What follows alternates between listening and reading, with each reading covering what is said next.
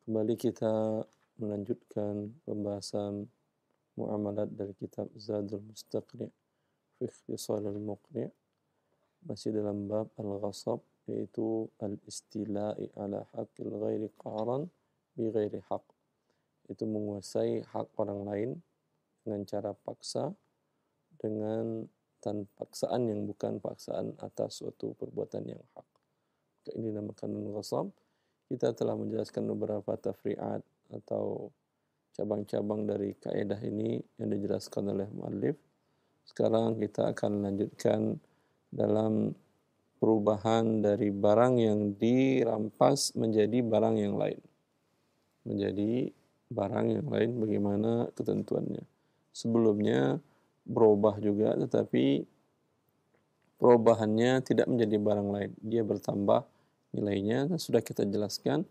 Sekarang yang dia berubah menjadi barang lain dan tidak bisa kembali menjadi barang yang saat dirampasnya. Baik. Bismillah. Qala al-mu'allif rahimahullahu ta'ala, wa in daraba al-masugha wa nasaja al-ghazla wa qassara thawba aw sabaghahu bi ghasbin wa najara al-khashabata wa nahwahu aw sara al-habbu zar'an أو صار الحب زرعا أو البيضة فرخا والنوى غرسا رده ورش نقصه ولا شيء للغاسب. Dan apabila darabal masugha, holi atau perhiasan dirubah menjadi mata uang, dan juga benang yang dirajut, dan mencuci pakaian atau mencelupkan pakaian dan merubah warnanya bi ghasbin, dengan cara ghasab, wa najar al khashabata wa nahwahu, atau merubah kayu dan yang semisalnya, atau biji-bijian yang berubah menjadi tanaman dan telur yang berubah menjadi anak ayam, dan nawa atau benih kurma yang menjadi tanaman, raddahu, maka dia kembalikan, wa arsha naqsihi, dan memberikan kompensasi dari kekurangannya, wala syai'a lil ghasib, dan tidak ada sedikit pun bagian bagi yang merampas. Ya. Wa in darabal masuk, di sini muallif menjelaskan bila terjadi seseorang merampas sesuatu benda, lalu dengan jerih payahnya dan dengan tenaga yang dia keluarkan, dia telah merubah menjadikan barang yang dirampas menjadi benda yang lain. Seperti di sini muallif mengatakan darabal masuk, dia rampas perhiasan. Lalu kemudian perhiasan tadi dilebur oleh dia, kemudian dicetak menjadi mata uang. Jadi uang dinar kalau emas, atau uang dirham kalau perak. Bagaimana hukumnya? Dan dia dia rampas benang wool, benang yang terbuat dari bulu domba, kemudian dirajut mungkin menjadi baju atau menjadi kaos kaki atau menjadi peci, mungkin dirajutnya benang tersebut. Ya, ini berubah benang menjadi baju atau menjadi peci atau menjadi kaos kaki. Ini bagaimana, apa yang harus dilakukan? Ya, apa yang harus dilakukan oleh si pemilik barang? Wa qassara thawba, dan dia mencuci baju. Dia rampas baju, lalu dia cuci sehingga jadi bersih. Kalau baju ini adalah baju baru dan dicuci, walaupun dia menjadi bersih, tetapi harganya turun tentunya, karena dianggap sudah barang bekas, baju bekas. Atau sabaghahu, atau dirampasnya baju warna putih, gamis warna putih, lalu dicelup dengan warna lain sehingga warnanya umpamanya menjadi krem atau warna yang lain, warna silver atau gold, ya, berubah warnanya. Wa najaral khashaba, Yang dia rampas adalah kayu atau papan. Lalu kemudian dengan keahliannya sebagai tukang kayu, dirubah menjadi kursi atau dirubah menjadi lemari. Ya. Aw saral hambu zar'an, atau biji-bijian menjadi tanaman. Dia rampas jagung kering. Kemudian dia tanam sehingga menjadi, sekarang biji jagung sudah tidak ada. Yang ada adalah pohon yang ada adalah jagung. Ya, dia rampas umpamanya biji bayam, bibit biji bayam, kemudian ditanamnya sehingga sekarang menjadi bayam. Bijinya sudah tidak ada lagi. Awil baydatu farkhan, atau dia rampas adalah telur. Kemudian telur tadi dipanasin oleh dia, ditetaskan oleh dia, dan sekarang sudah menjadi anak ayam. Wan nawa gharsan, atau dia rampas biji kurma. Lalu dia tanam menjadi pohon kurma. Biji sudah tidak ada, yang ada sekarang pohon kurma. Ya, apa yang harus dilakukan oleh si ghasib ini, si yang merampas?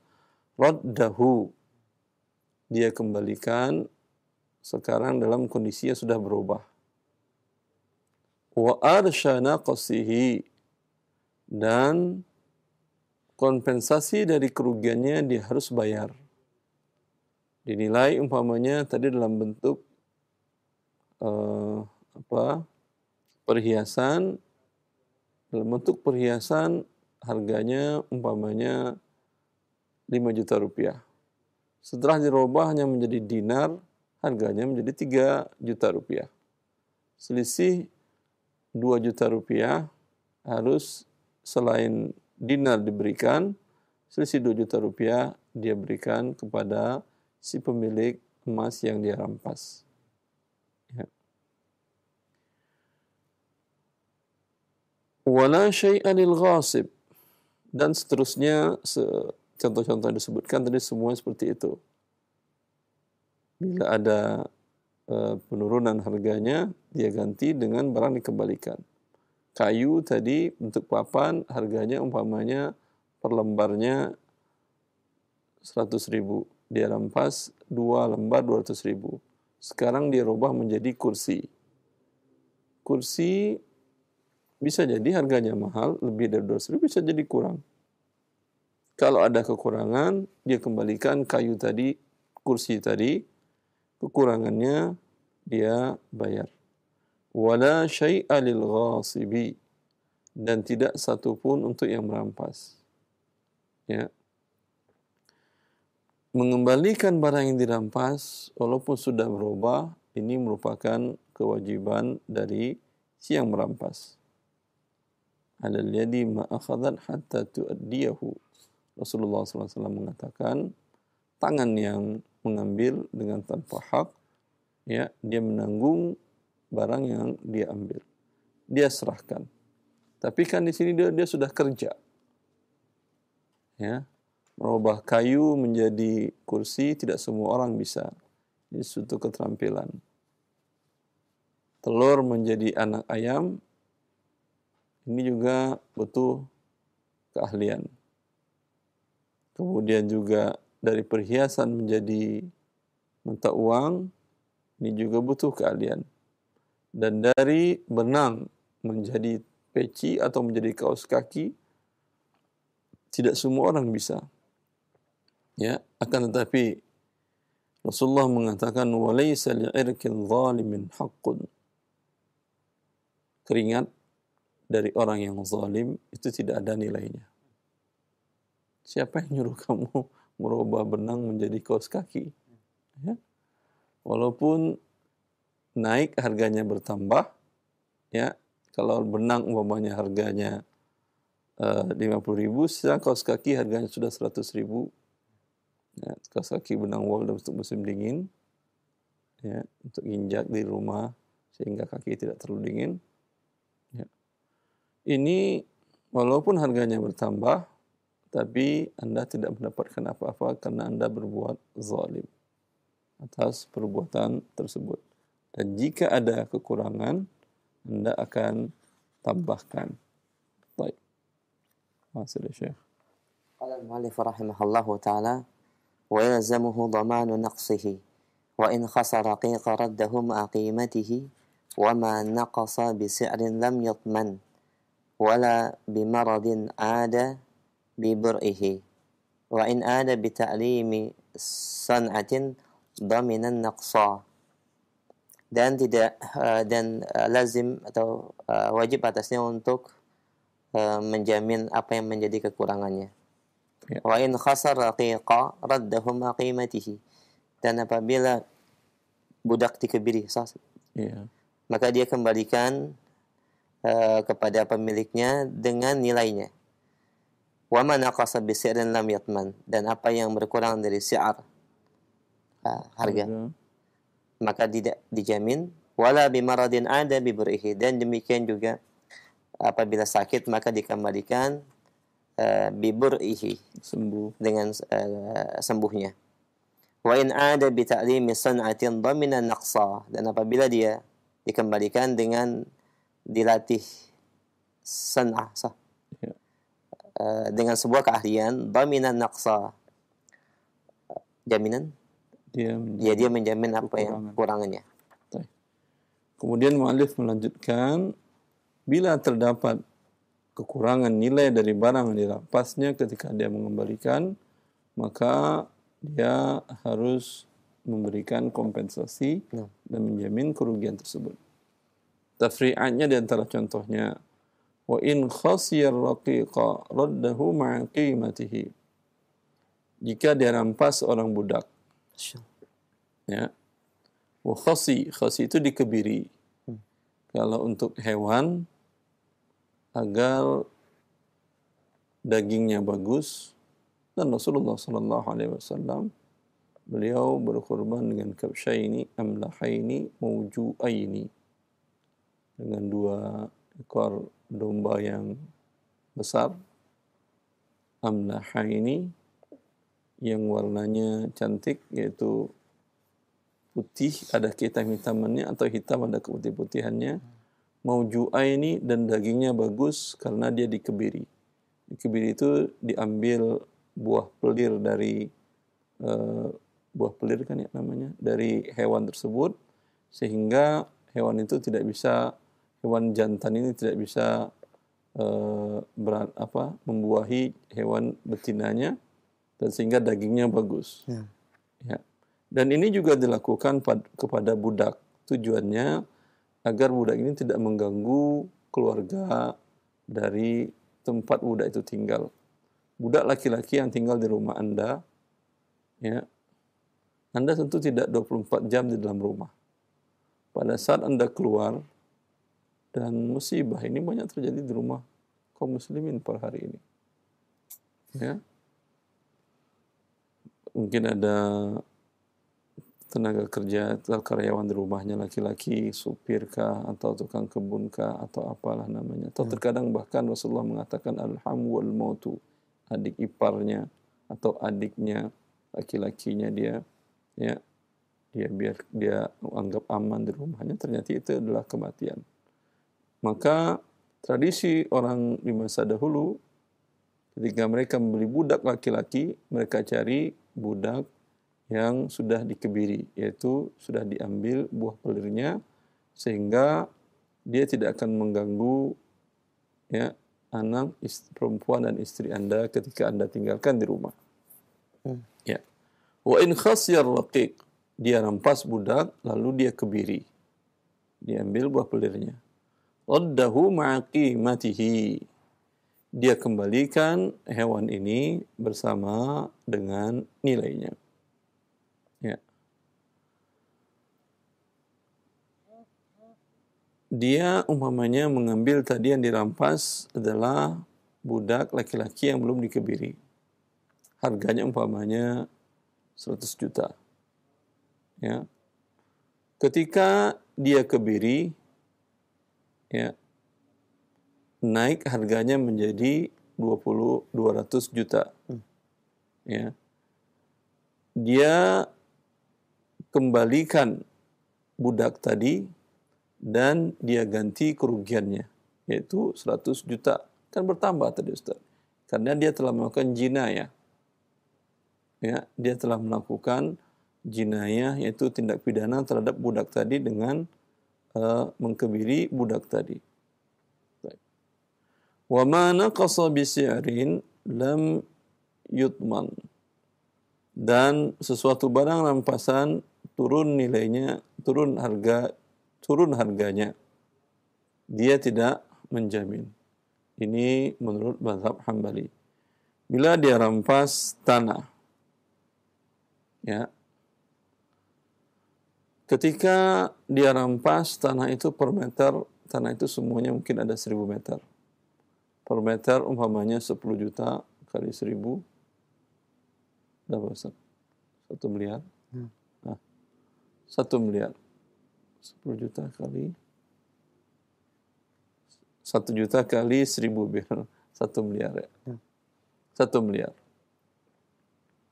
Kemudian ketika dikembalikan tanah daerah situ, tanah tadi turun nilainya, nilai pasarnya. Ya. Menjadi per meternya 8, tadi berapa kita katakan? 1 juta. 800.000. Turun harganya dari 1000 meter tadi 1 miliar menjadi 800 juta. Ya. Menurut muallif ini tidak diganti oleh si perampas. Wallahu ta'ala alam, pendapat yang kuat dalam hal ini dipilih oleh Syekh Islam bin Taimiyah dan dipilih oleh Syekh Abdul Rahman bin Nasir Sa'di. Dia tetap mengganti. Walaupun barang tidak hilang. Barang, zat fisik barang yang dia rampas, dia kembalikan. Tapi kesempatan yang hilang tadi, tetap dia ganti.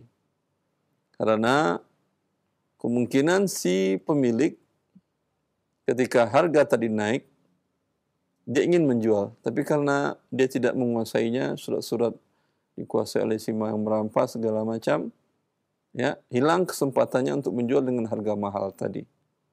Maka mudarat ini ditanggung juga oleh si ghasib karena dia membawa mudarat dalam hal tadi. Ya. Jelas ini Ustaz ya. Wala bimaradin ada bimur'ihi, dan tidak dengan sakit yang kembali dengan sembuhnya. Dia rampas budak dalam keadaan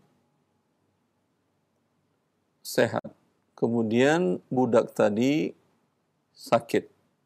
Kemudian pada saat dikembalikan, budak dalam keadaan sehat. Ya, di sini yang merampas tidak dia mengembalikan budak dan tidak dia menanggung kerugiannya. Sama dengan masalah tadi, ini juga menurut mazhab Hambali. Tapi menurut yang dipilih oleh Syekh Ibn Taimiyah dan Syekh Abdul Rahman bin Nasir Sa'di, dia tetap menanggung kompensasi kerugian selama di tangan dia ada nilai turun karena sakit. Wa in 'ada bi ta'limi san'atin dhaminan naqsa. Dan jika dia mengembalikan dan budak tadi telah mendapat pelatihan san'ah, sebuah keterampilan baru, ya, sebelumnya budak tidak bisa menggunakan komputer, mengetik, ya, tidak bisa Word, Excel, dan lain-lainnya. Sekarang budaknya Masya Allah sudah bisa Excel, AutoCAD, dan banyak kemampuannya. Dominan naqsa. Tapi kemudian hilang itu ilmunya. Ya. Maka dia juga menjamin sisa kerugiannya tadi. Fa in ta'allama. Qala al-mu'allif rahimahullahu ta'ala wa in ta'allama aw samina fazadat qimatuhu thumma nasiya wa hazala fanaqasat ضمن الزيادة كما لو عادت من غير جنس الأولى ومن جنسها لا يضمن إلا apabila budak yang dirampas belajar atau bertambah gemuk, maka akan bertambah nilainya. Lalu kemudian hilang atau lupa atau kurus, maka menjadi berkurang nilainya. Dhamina ziyadah, maka dia menjamin tambahannya. Sama hanya apabila budak yang dirampas kembali dengan keahlian tidak seperti yang pertama, masih dari satu jenis, la yatma ila aktsaruhuma, maka dia tidak menjamin kecuali yang lebih banyak dari keduanya. Ya. Dia belajar budak tadi atau bertambah gemuk sehingga nilainya bertambah. Kemudian dia lupa atau menjadi kurus ketika dikembalikan. Maka nilai kekurangannya selain fisik barang dirampas dikembalikan, nilai kekurangan juga dia berikan kompensasi. Sama juga dia dikembalikan barang yang dirampas tadi tidak dari jenis yang pertama. Sudah berubah jenisnya seperti yang contoh di awal tadi, dari biji sudah berubah menjadi pohon, atau dari telur sudah menjadi anak ayam. Wa min jinsiha, dan juga dari jenisnya, la yadmanu illa aktsaruhuma, dia tidak menjamin kecuali mana yang besar kerugian bagi orang yang dirampas. Ana kira cukup, Ustaz. Pendengar dan pemirsa Radio TV yang dirahmati Allah Subhanahu wa taala, alhamdulillah penjelasan terkait dengan bab ghasab sampai penjelasan yang disampaikan oleh Ustaz telah tuntas dan selesai. Kita langsung membuka sesi tanya jawab untuk memperdalam pembahasan. Bagi Anda yang ingin bertanya di line telepon, dan kami harapkan pertanyaan berkesesuaian dengan pembahasan atau secara umum bab muamalah, fikih muamalah kontemporer. Kita berikan kesempatan via telepon di 0218236543. Silakan.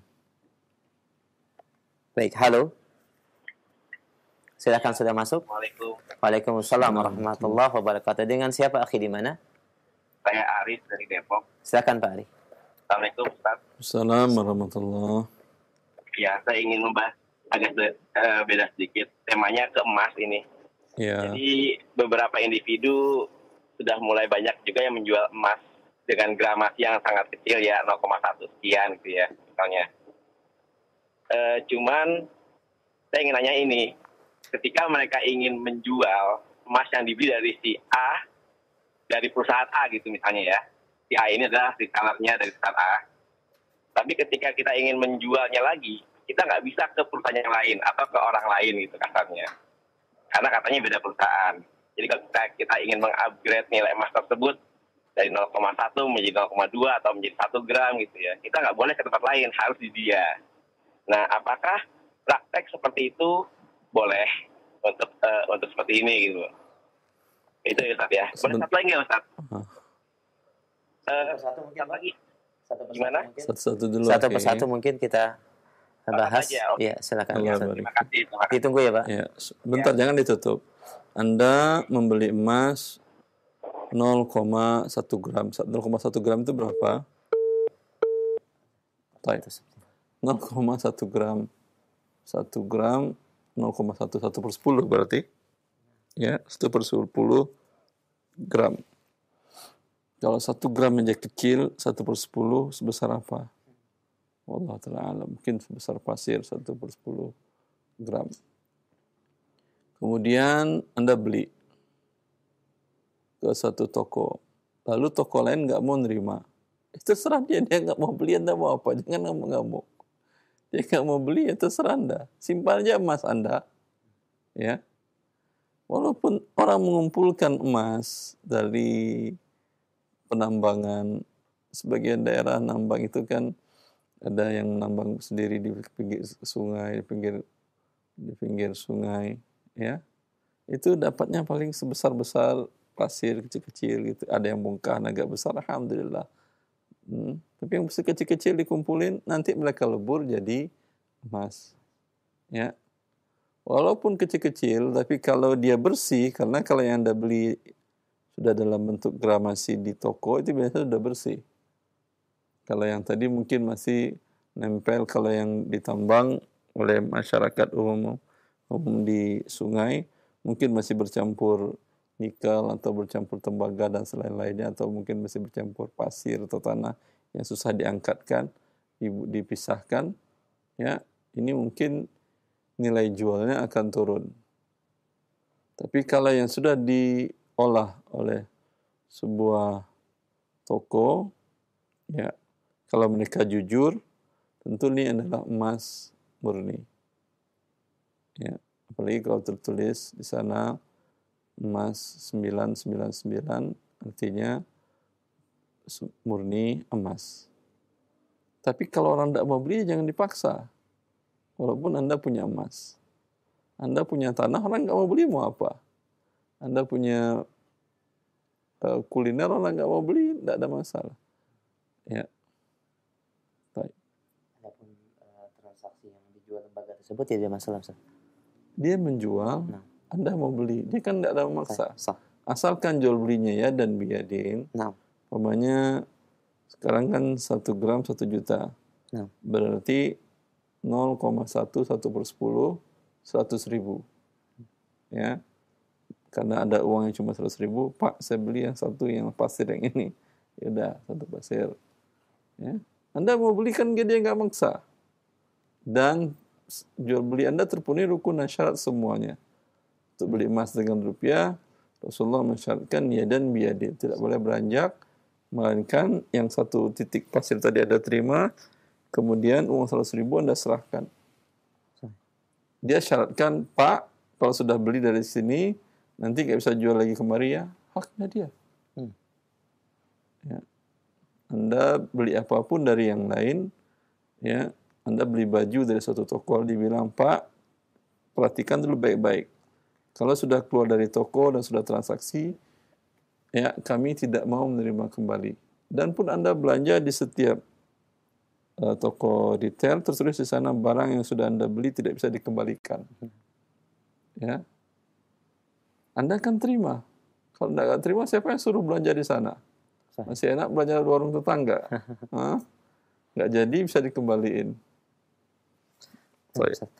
Jazakumullah khairan atas penjelasan dan jawabannya. Barakallahu fiik. Pendengar dan pemirsa Roja TV, demikian. Dan bagi Bapak yang bertanya, demikian jawaban pertanyaan yang pertama. Yang kedua, silakan mungkin dihubungkan kembali atau ditelepon. Dan bagi pendengar yang lain dan pemirsa Roja TV, kita angkat kembali untuk penelpon yang kedua.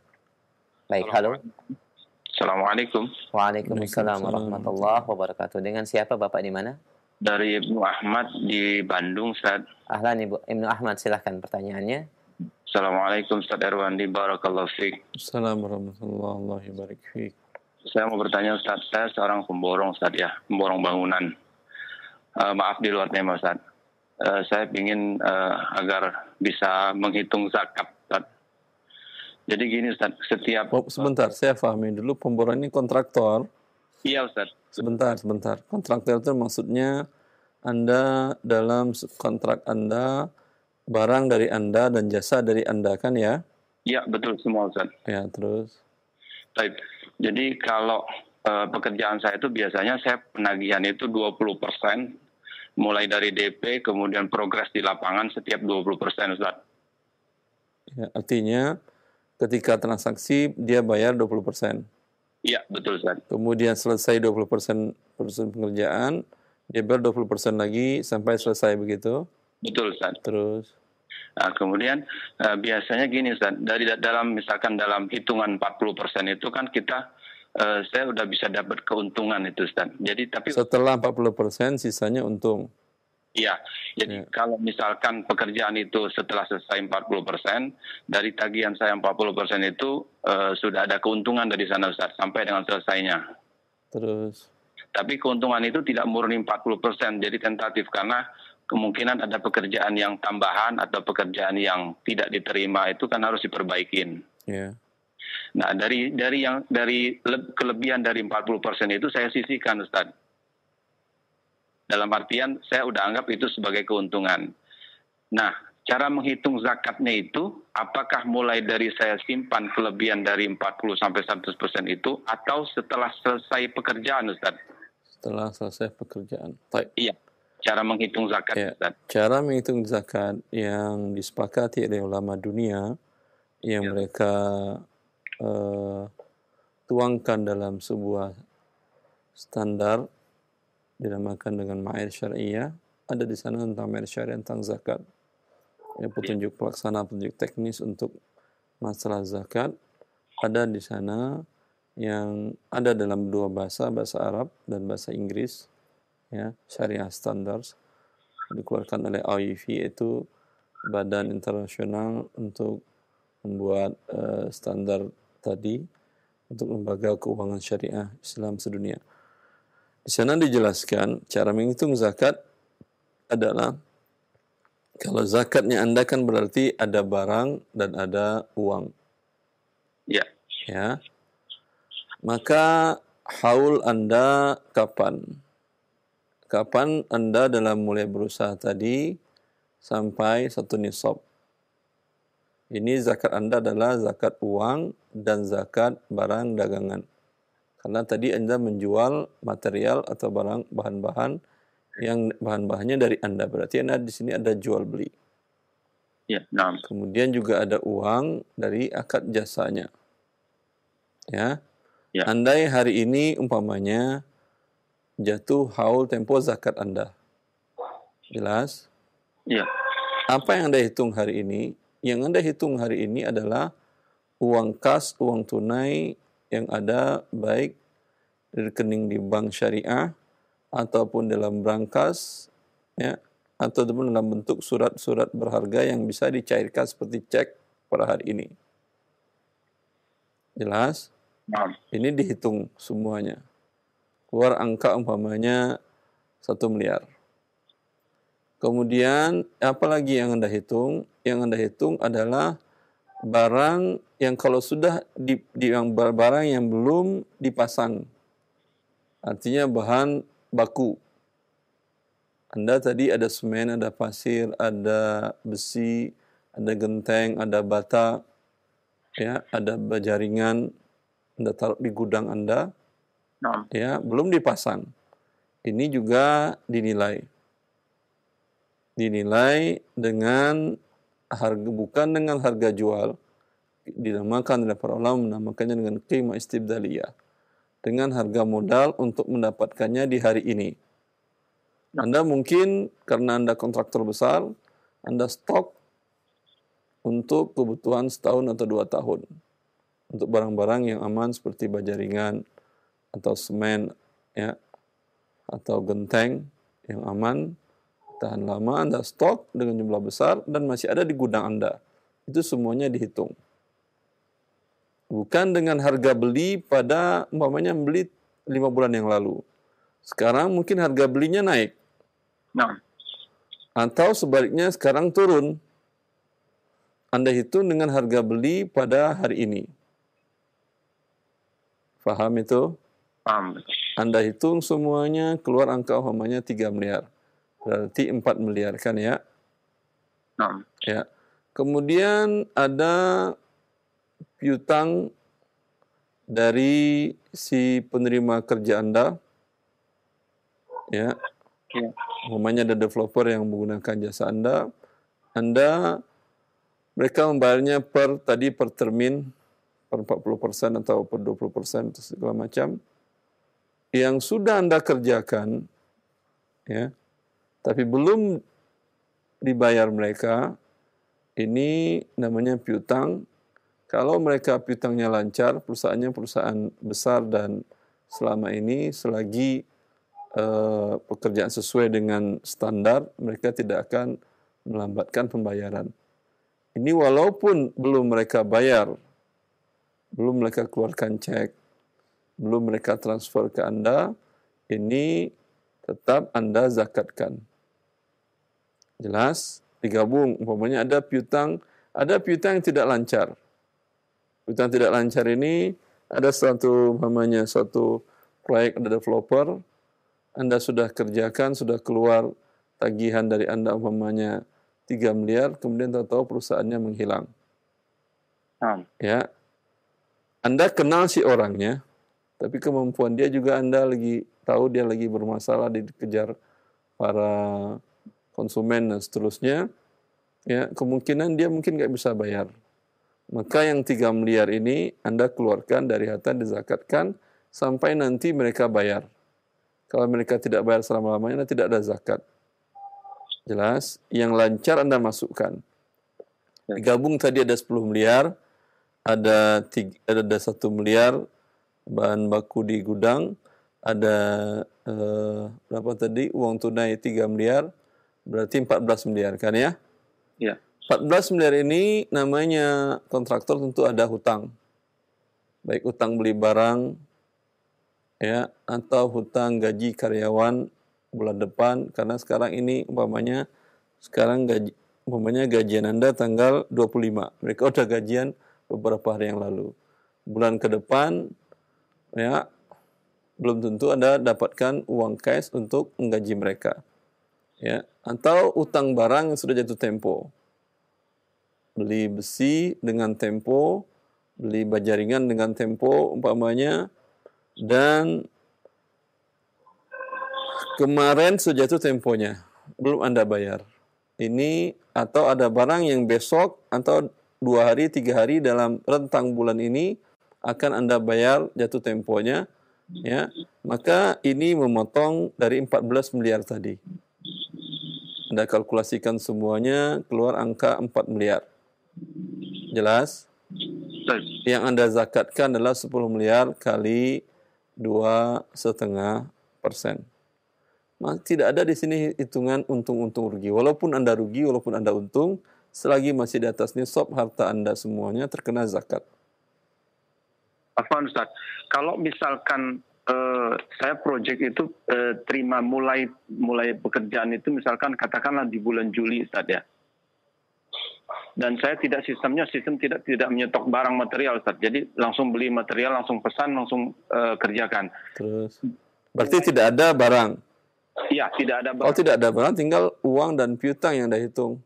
Uang cash dengan piutang. Haulnya dari kapan Ustaz ya? Haulnya dari kapan? Semenjak Anda punya uang 1 nisab. Oh, baik. Ya, mungkin mundur 10 tahun, 20 atau 30 tahun yang lalu. Oh, ya, baik. Ya, kalau selama ini Anda tidak ngerti haul.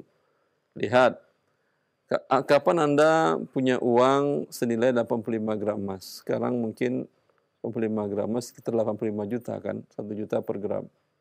Ya. Atau 1 juta lebih berarti mungkin 83 atau 82 juta. Enggak 80 juta. Ya. Tapi dulu ketika emas kecil nilainya maka turun lagi nisabnya. Iya, Ya, anggap Anda sekarang baru terlahir ke dunia. Iya. Jelas? Baik. Tidak punya uang, ada uang, ada ketika lahir ada hibah dari tetangga yang menjenguk, kerabat yang menjenguk, mungkin dikasih ada emas 1 gram atau 0,1 gram tadi, hadiah jenguk bayi dan seterusnya. Dan untuk Anda itu bukan diambil oleh orang tua karena hadiahnya untuk Anda. Nah, Ustaz. Ya? Ya, paham. Paham sekarang cara menghitungnya sudah? Paham, Ustaz. Alhamdulillah, enggak perlu saya jelaskan, sudah paham. Masyaallah khairan Ustaz. Allah barik fiik. Assalamualaikum warahmatullahi wabarakatuh. Ya. Jazakumullah. Afwan Ustaz, ini memang banyak kaum muslimin tidak mengerti cara menghitung zakat. Sah. Ya. Maka ketika diberi Allah hidayah, ingat akan berhadapan dengan malaikat Allah Azza wa Jal yang akan menggosokkan semua harta yang tidak dikeluarkan zakatnya ke badannya, bagian depan, belakang, kiri dan kanan yang selalu dipanaskan ke api neraka. Alhamdulillah muncul rasa takut menghadap Allah Azza wa Jal. Maka muncul kesadaran untuk berzakat. Kapan saya harus berzakat? Ya. Hitung mundur. Sejak kapan Anda punya harta 1 nisab? Seperti tadi, anggaplah semuanya, kalau tadi dari bayi. Dari bayi miskin terus. Sampai tamat SD pun masih miskin. Udah berusaha usia 15 tahun pun masih miskin, masih merantau ke sana ke sini, belum punya uang banyak, belum pernah nyimpan uang banyak. Ketika udah agak besar, alhamdulillah bekerja sama di toko orang, kemudian diamanahi, dipercayai, alhamdulillah ada dapat bagi hasil. Bagi hasil pertama dikonversikan ke emas dapat 20 gram. Berarti tanggal pertama hari bagi hasil ini belum sampai nisab, belum haul, tidak ada kewajiban zakat. Alhamdulillah yang ini uang Anda sampaikan kepada mamanya, bos, Pak, ini uang daripada saya pegang, boleh nggak saya ikutkan dalam usaha toko ini, sehingga saya mempunyai saham, dan kedepannya saya selain lebih semangat bekerja juga, uang saya juga bertambah.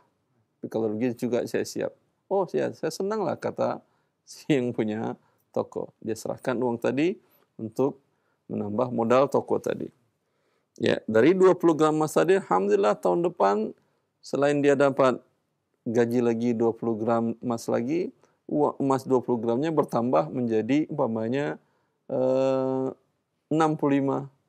Sehingga di tahun kedua ketika bagi hasil tadi, uangnya sudah sama dengan 85 gram emas. Ya. Di hari serah terima tadi dengan si pemilik toko tadi, ingat itu hari Anda mulai menghitung haul, belum membayar zakat. Anda itu tanggal 1 Januari tahun 2021. 2021. Ya. Kapan Anda berzakat? Setahun setelahnya. Setahun setelahnya bukan 1 Januari 2022, bukan. Karena semua syariat kita, ibadah kita dengan Qamariyah. Kurang 11 hari, atau lebih gampangnya, 1 Januari ditambah 354 hari tahun Qamariyah. Bukan 365 hari. Ya. Atau sekitar Desember kurang 11 hari. Januari 21 berarti bukan di 2022, Januari 2022 Anda berzakat, tapi di Desember 2021 sekitar tanggal 20. Di tanggal 20 tadi, ya, Anda lihat lagi sekarang, alhamdulillah, ya, emas, uang senilai emas sudah menjadi senilai 200 gram. Ya.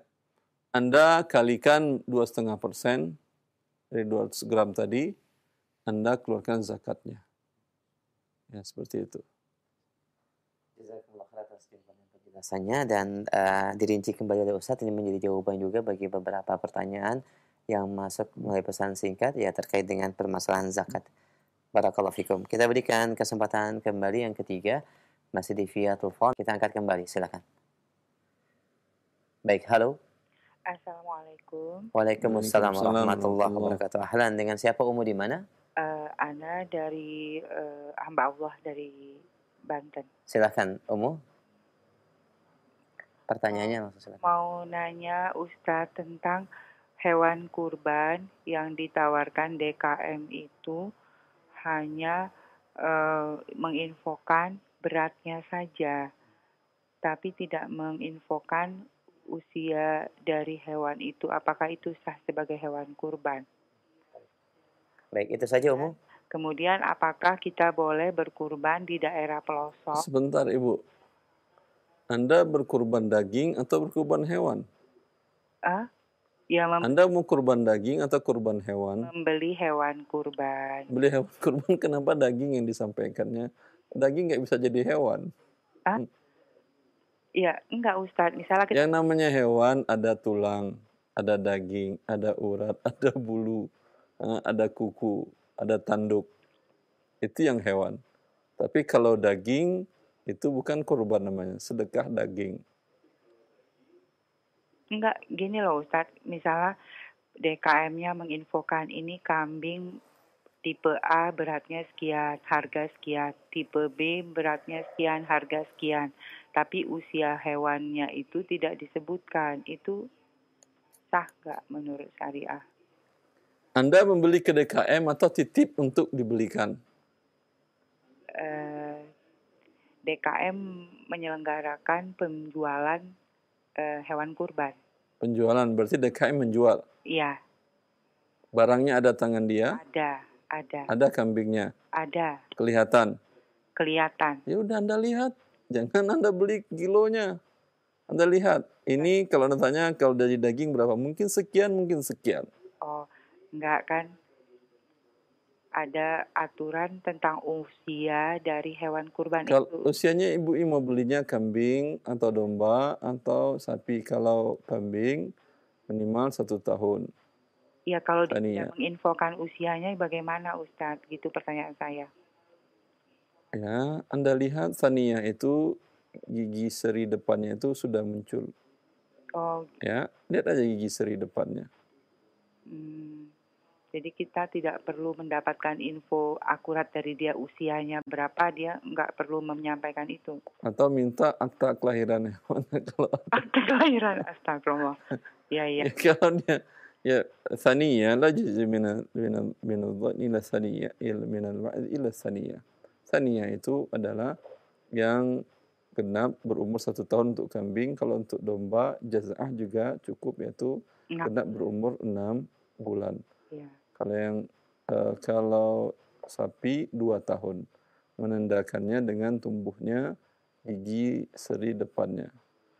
Ya Ustadz, satu lagi Ustadz, kalau kita berkurban di daerah pelosok, misalnya ada info dari grup pengajian, ada ini untuk berkurban di tempat yang sangat terasing, itu boleh nggak Ustadz? Karena alasannya mereka jarang menerima hewan kurban gitu.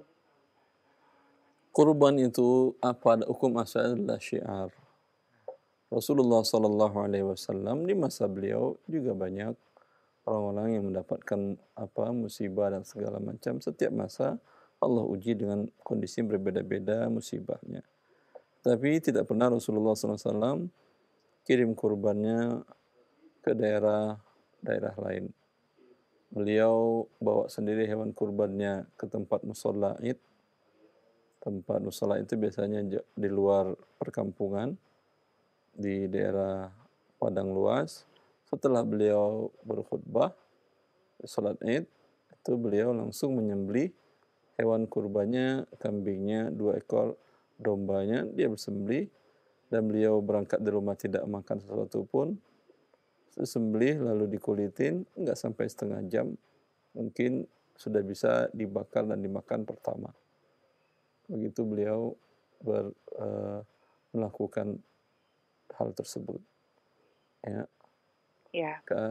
Ini sunnahnya begitu syiar. Dan dari masa ke masa kaum muslimin sudah melakukan itu. Ya. Tapi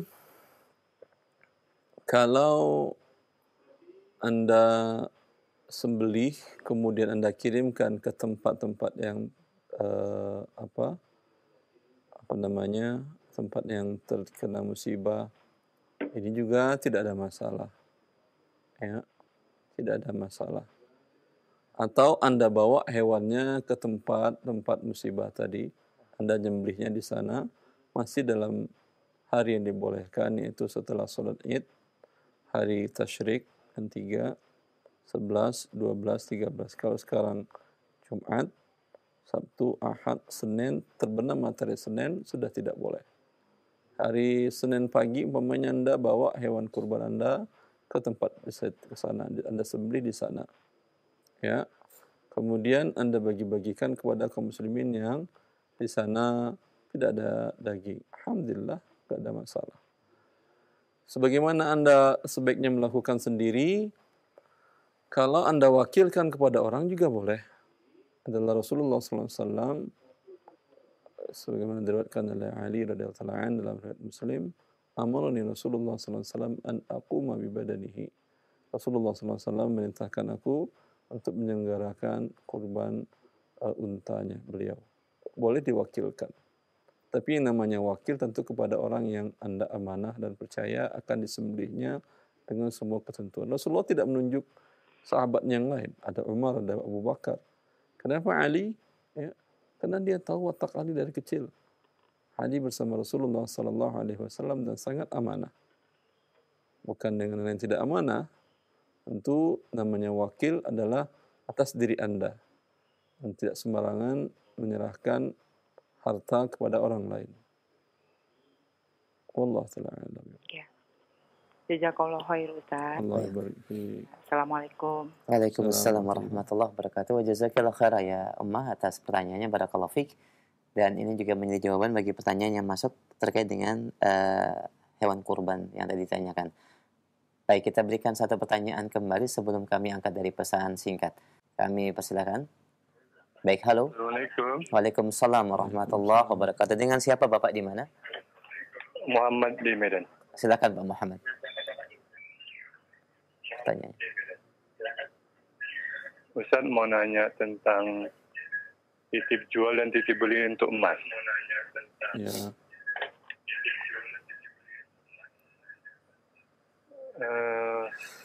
Bolehkah gimana cara yang maksud saya? Anda sekarang mau beli atau mau jual?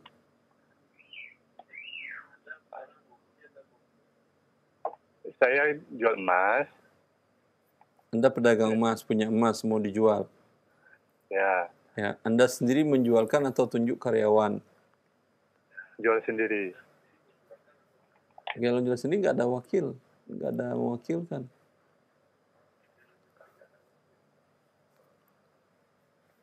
Kalau ada, maksud saya kalau ada yang mau beli, Terus, emasnya lagi kosong, terus, apa boleh dia itu beli? nggak paham saya. Anda penjual emas, Ya, ada yang beli. Emas Anda lagi kosong. ya. Terus Anda mau apa sekarang?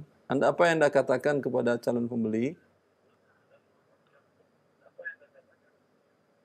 Saya pesanan dia saya mau beli dulu gitu.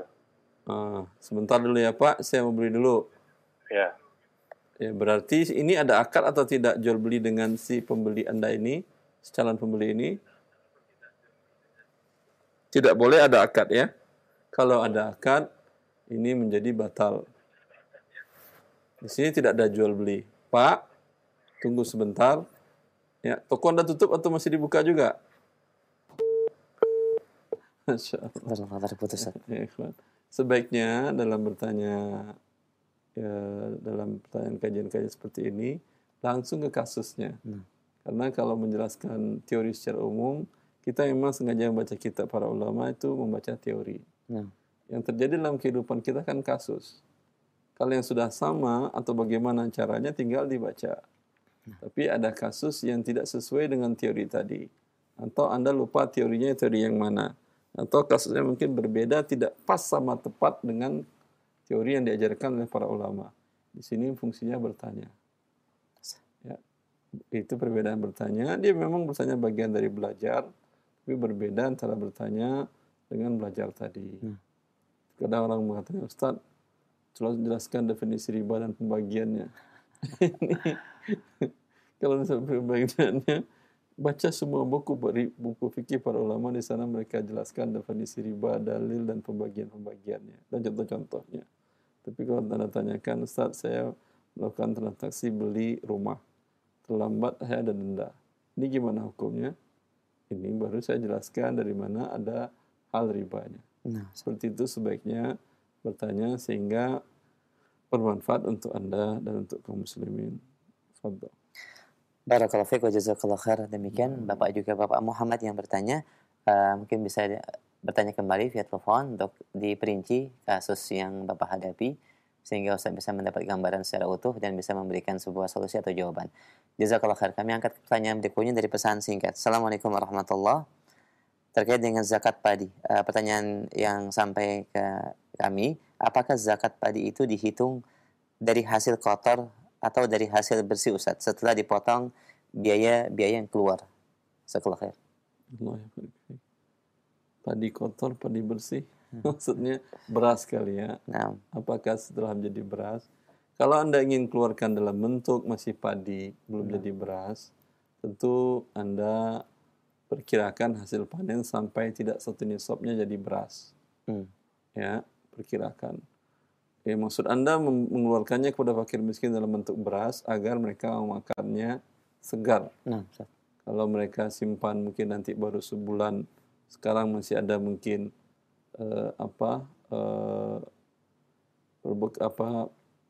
beras di rumahnya masih ada untuk 1 bulan, terus setelah itu mungkin tidak ada, lalu Anda zakatkan kepada dia dalam bentuk padi bukan beras, karena lebih tahan. Ya. Maka Anda hitung hasil padi tadi, dapat 1 ton. Ini kalau jadi berasnya sampai nisab atau tidak. Ya, sampai nisab atau tidak itu nisabnya adalah 5 wasak.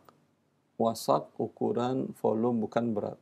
Ketika dikonversi ke berat itu akan berbeda, sering saya jelaskan ini. Ya. 5 wasak itu 300 sa'. Ya. 301 sa' sebanyak zakat fitr. Zakat fitr juga dengan volume bukan dengan berat. Ketika dikonversi kepada berat, dia akan terjadi perbedaan kepadatannya dan kelembaban dan seterusnya. Ya. Maka untuk menentukan sampai atau tidaknya, karena alat ukur sekarang adalah yang lebih mudah adalah dengan berat, maka tinggal Anda ambil padi tadi.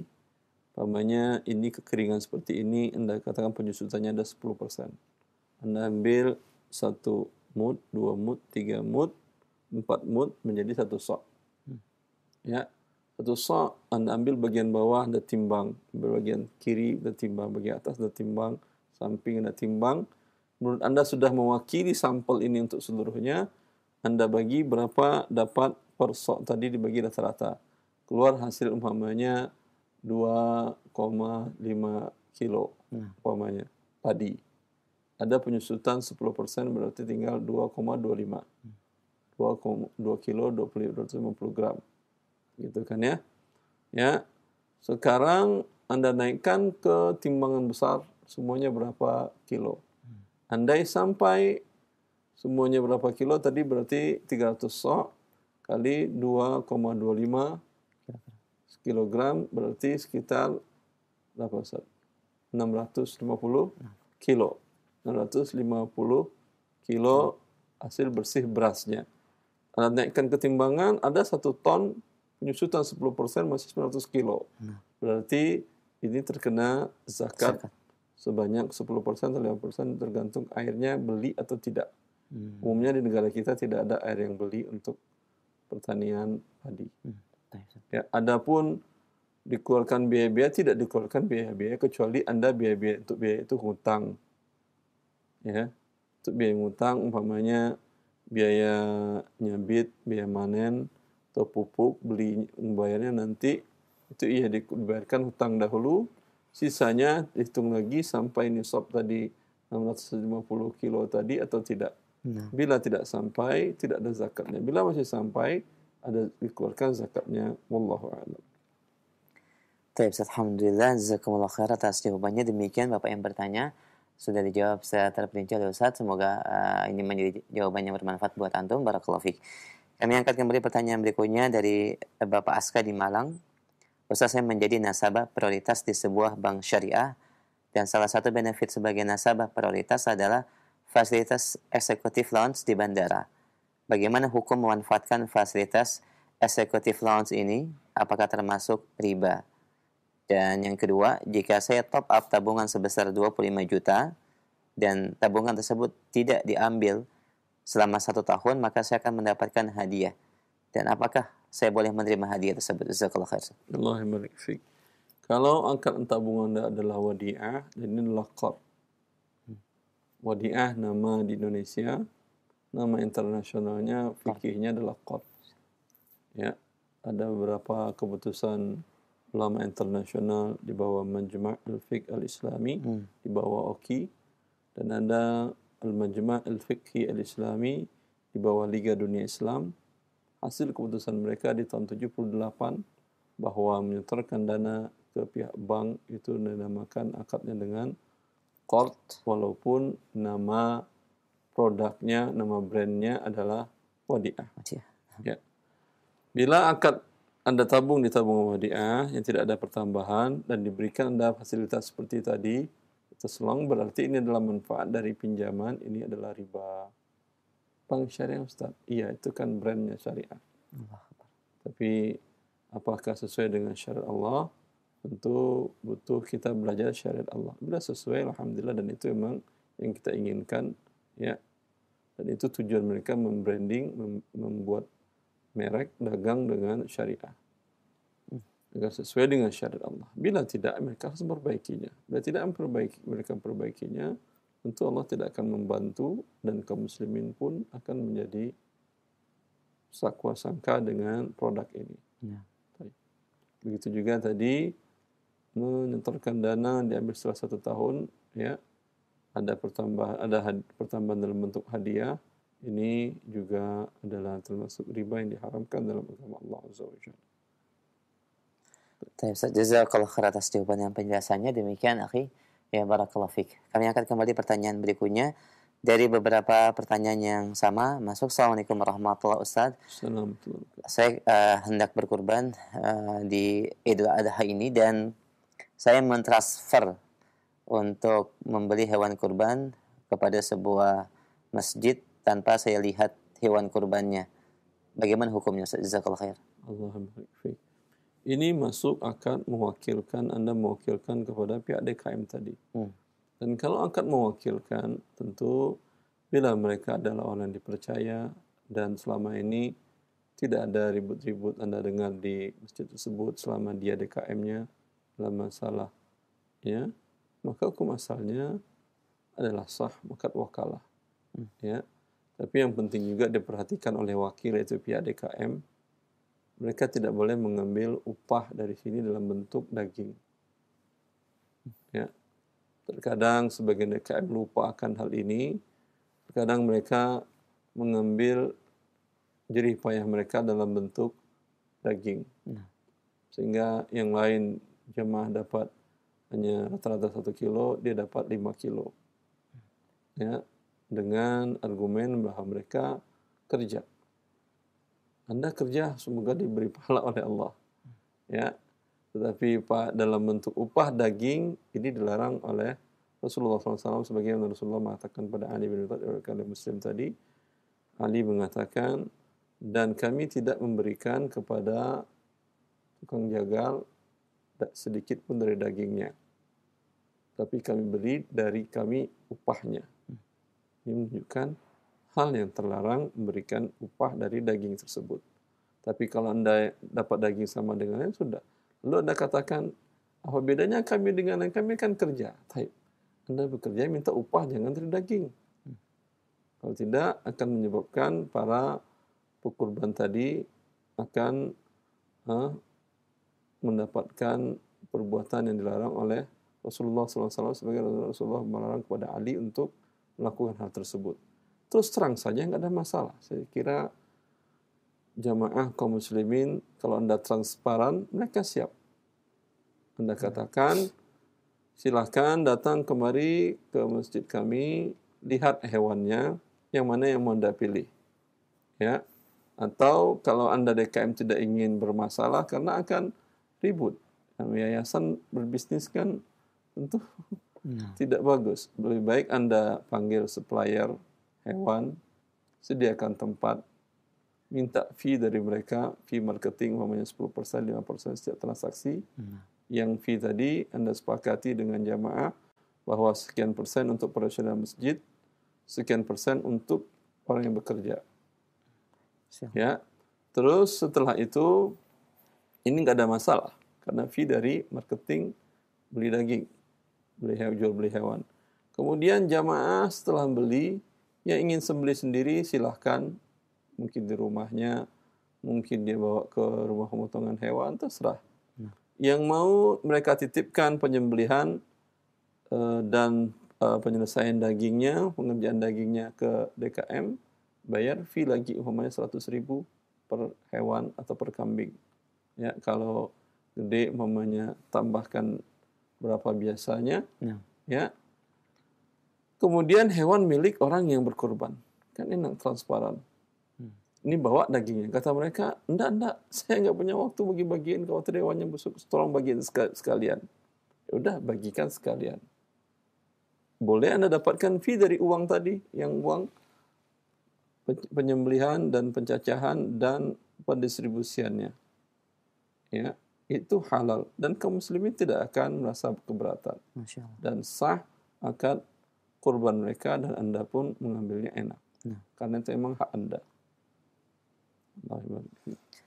Jazakumullah khair atas penjelasan dan jawabannya. Demikian pendengar yang bertanya, alhamdulillah Ustaz telah menjawab dengan rinci. Semoga ini menjadi solusi dan jawabannya bermanfaat buat kita semua. Barakallahu fiik.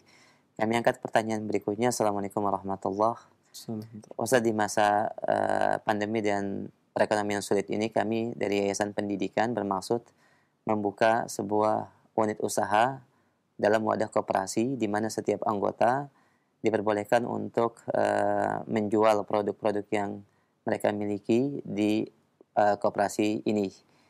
Dan mereka hanya diminta untuk memberikan sejumlah nilai keuntungan seikhlasnya untuk operasional koperasi, yaitu penyewaan tempat dan ruko. Secara mekanisme seperti ini, apakah secara tuntutan syar'i diperbolehkan? Jazakallahu khair. Allah barik fiik. Berarti Anda menerima jasa titip jual, tapi dengan harga seikhlasnya. Nah. Kata seikhlasnya ini gharar, akhi. Bisa jadi seikhlasnya itu besar, saya nggak ikhlas kalau kecil, bisa jadi.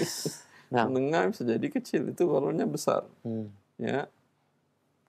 Lebih baik di awal dikatakan, ini dari kami, Anda katakan sepakat Anda pemilik toko koperasi, toko usaha tadi, atas nama koperasi tadi, ya, berapa dari Anda pemasok yang membuat barang siap jual tadi, berapa dari Anda, kami boleh menjual sebebas kami, dan itu fee untuk kami, baik fee tenaga menjual, tempat dan seterusnya. Ya, ini boleh berdasarkan asar dari Ibn Abbas radhiyallahu anhuma, Ibn Abbas radhiyallahu anhuma, diriwayatkan yang Bukhari dalam sahihnya. Dia mengatakan kepada orang yang menjualkan barangnya, bi' hadha thawba bi kadza fama fawqahu fahuwa laka. Jual kain ini dari saya sekian. Bila engkau jual ada selisihnya untuk kamu. Itu lebih enak. Masyaallah. Ya. Itu boleh seikhlasnya. Dari saya per item Rp110.000, terserah Anda mau jual berapa. Ya, kalau Anda lihat ini bisa dijual 15, berarti dapat 50%. Kalau bisa dijual 12, dapat 20% dan seterusnya. Kalau cuma bisa pas 10.000, Anda terima, ya udah, berarti itu seikhlasnya. Berarti Anda tidak ada fee. Nah, jazakallahu khair. Demikian pendengar yang bertanya, barakallahu fiik. Dan kita buka kembali pertanyaan via telepon. Kita angkat, silahkan. Baik, halo. Halo, Assalamualaikum. Waalaikumsalam warahmatullahi. Dengan siapa Bapak di mana? Dengan Abu Farhan, Ustaz. Abu Farhan di mana? Di Sumatera. Silakan Abu Farhan, pertanyaannya. Mau bertanya, Ustaz. Naam, fadhal. Bagaimana hukumnya kita mendapat fee dari pemilik hewan kurban? Di sisi lain kita adalah pengurus kurban, Ustaz. Pengurus kurban, ya. Panitia kurban. Ya, kita mendapat persen dari yang punya hewan kurban. Nah. Dari jemaah dapat juga atau tidak? Tidak ada dapat, Ustaz. Dan daging sama dengan yang lain dapatnya kalau tidak ikut berkurban? Bu Farhan? Ya, Ustaz. Jatah dapat daging nanti sama dengan yang lain, dengan yang tidak jadi panitia atau berbeda? Berbeda, Ustaz. Ini seperti yang saya sampaikan tadi. Ya. Kita dikasih katakanlah persen dari yang punya hewan petani, kanlah toke Taib. Dari pemasok, supplier lah ya. Taib. Ya, betul. Anda DKM panitia sampaikan kepada jamaah, ya, bahwa Anda tidak perlu membayar kami untuk akad pembelian. Kami wakil dari pemasok dan supplier. Berarti Anda, si jamaah, tentu karena Anda wakil dari supplier, tentu akan dapat fee dari mereka. Boleh, nggak ada masalah. Tetapi dampaknya, tentu si supplier menjual dengan harga yang lebih tinggi, ya. Yeah. Dan kalau jamaah tahu dan mereka redha, nggak ada masalah, daripada beli ke pasar, bawanya segala macam, nggak ada masalah. Jelas. Ya, Iya. tapi nanti dalam pengerjaan tidak boleh mengambil daging yang lebih dari yang lain sebagai panitia. Kalau Anda merasa Anda bekerja dan panitia lain ikut bekerja, sampaikan juga kepada para yang berkurban tadi, ya, Iya, Ustaz. bahwa ada uang operasional 150.000 umpamanya untuk penyembelihan dan pencacahan sampai siap untuk dibagikan. Bagi yang merasa keberatan, silahkan hewannya dibawa dan dikerjakan sendiri. Oh gitu, Ustaz. Ya, sehingga halal Anda mendapatkan fee dari tersebut. Dan dapat daging boleh sama dengan yang lain. Iya. Ya. Kalau ada umpamanya yang berkurban, ya, setelah dia bayar fee tadi kepada Anda dan Anda dapat daging juga sama dengan yang lain, tapi kemudian dia bawa pulang dagingnya dan dia hadiahkan lagi kepada Anda, nggak ada masalah. Tapi mengambil lebih dan umumnya seperti yang tadi, ya, umumnya para panitia merasa kalau sama dengan yang lain kami kan kerja. Padahal kan tidak boleh, ya, ini sebagai upah dari bekerja, sebagaimana tidak boleh upah untuk si jazar, tukang penyembelihnya. Wallahu a'lam. Ya. Jazakallah khair. Allah yang barik Wa iyyak. Ya, semoga Allah SWT menjaga antum dan keluarga di dalam kebaikan, Ustaz. Allahumma amin dan seluruh keluarga kaum muslimin. Allah barik. Jazakumullah khair Abu Farhan. Naam. Syukran lagi. Afwan akhi, afwan. Jazakallah khair barakallahu fiik. Dan pendengar serta pemirsa Raja TV, pertanyaan Abu Farhan merupakan pertanyaan kami terakhir di pagi ini karena keterbatasan waktu yang ada. Sebagai ikhtitam, Ustaz, silakan. Ya. Ikhwani wa akhwati fillah, ini hari yang mulia dari sepanjang hari setahun. Maka semoga Allah Azza wa Jal mengampunkan dosa-dosa kita tahun yang berlalu dan tahun yang akan datang, dan menerima semua amal soleh kita yang kita lakukan. Dan semoga bertemu kepada Allah Azza wa Jal dalam keadaan tidak berdosa dan membawa pahala yang banyak. Wallahu li taufiq wa sallallahu ala nabiyyina Muhammad wa alihi wa sahbihi wa sallam.